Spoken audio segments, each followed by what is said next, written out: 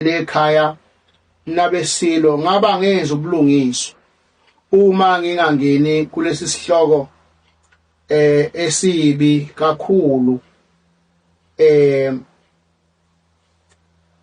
esingehlanga kahle esiqondene nabakhwanasi. Mhlawumbe ke nabendlovu angiqale ngidlalela inkulumo yami ngokuthi kwaZulu ingonyama ingubaba wesizwe sonke, izwe nabantu abangamaZulu bangabesilo ngokosiko nangokwesintu sethu. Kuyenzeka kuba bekhaya akhulume esikuthandayo, mhlawumbe futhi akhulume okungehli kahle esingakuthandi. Uma ubaba ekhaya esho into esingayinambithisi kahle, angiboni ukuthi kubuhlakani ukubuyisa inhlonze nokuthuka uyihlo ekhaya. Ngiqondeke lapha abakhwanazi ukuthi isenzo sokujamelana nengonyama ngezinkulumo ezilumelayo ezinkundleni zokuxhumana njengoba sizizwe akuyisho inhlonipho esihlalweni. Empeleni simona uqonda ukuthi isihlalo lesi okuhlezi kuso indlula mithi kuseyiso isihlalo selembe leqamanya amalembe ngokukhalipha. Kuseyiso futhi isihlalo somvemvane olubabalaza ibhadu engithe ngiyalithinta lahwaqabala. Kuseyiso futhi isihlalo senkashana kamezi ephuza umlaza ngamefa. Kanti kuseyiso futhi isihlalo esikaMsimude ovele ngesiliwa phathi kwamangisi namaqhadasi, okuyena uMsimude owathatha udadewabo uNtikili wayogana wayodlumuza laphayana kwaMkhanasi. So abakhwanazi uma kuthiwa abantwana bakwaMkhwanazi, lokho bakusho ngoba inkosazana kaSenza ngakhona yadla umuzi kwaMkhwanazi, kanti nawo umuzi wakwaMathiya okwaNomathiya lapho kwazalwa khona inkosi uMtubatuba wakhiwa ingonyama uMpande.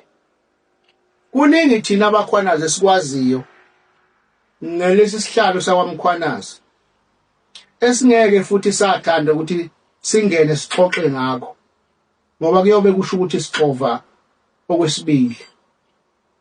Asikwazi ukusina ngamaphutha. Esikubongayo ukuthi abakhwanazi sebefike ekutheni nabo baxoxe kahle balungise isimo sesihlalo. Thina ngeke sikwazi ukungena ezintweni zabakhwanazi.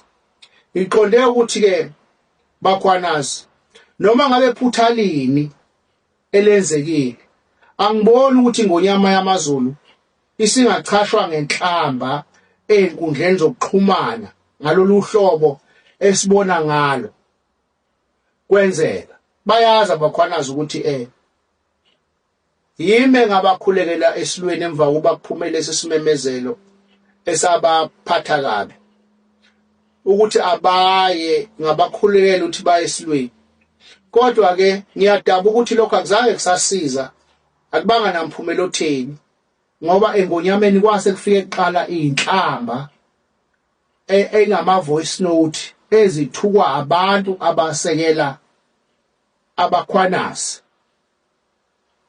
Noma ngingakholwa ukuthi lezi inhlamba iphuma kuba abakhwanazi, kodwa ukuthula kwabo sengathi bayakujabulela lokho okwenzeka, ngathi bakushayela ihlombe.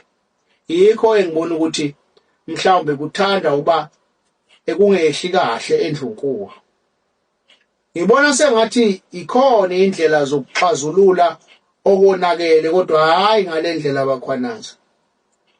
Ngoba lapha kulama voice note engisaba nokuthi ngiwaveze la, akuthukwa nje isilo noma bona bangathi baqondisa esilweni, kodwa bathuka isihlalo uqobo lwaso, bathuka indlunkulu uqobo lwaso, bathuka isizwe uqobo lwaso. Ngakho ke ngiyacela abakhwanazi ukuthi akuhambanga kahle, akukho ukuthi mhlawumbe khona engithi ngasohlangothi lwasendunkulu kwenzeka kahle, kodwa indlela okuphenduleke ngayo bakhwanazi nentukuthelo esiyibone seyeqa inhlonipho seyikhuza ngoba zolo lokhu bakhwanazi nifikile lapha endlunkulu nikhungethwe izinkinga umdlokombani wakhipha abantwana engicabanga ukuthi bahlala iviki lonke beyoxazulula izinkinga zakwaMpunyoni namanje kukhona okunye esazama ukuthi sikulungise okungahambi kahle kubakhwanazi ngakho ngithi bakhwanazi ayilwe ngamagabade noma ngabe konakale kangakanani kodwa ingoyama lena ngumnikazi wezwe ngokosiko nangokwesintu sakwaZulu ngesaba ngisho ukuwavula ama-voice note njengoba sengishilo azolana nabakhwanazi esingasho ukuthi abangabikho abantu abazolana nabakhwanazi boshamase kodwa inhlamba engaka bese kungabikho nje noyedwa okhuzayo ababaze ihlaze lengaka abakhwanazi yilokho nje mhlambe engingakusho ngithokoza kakhulu ngiyabonga.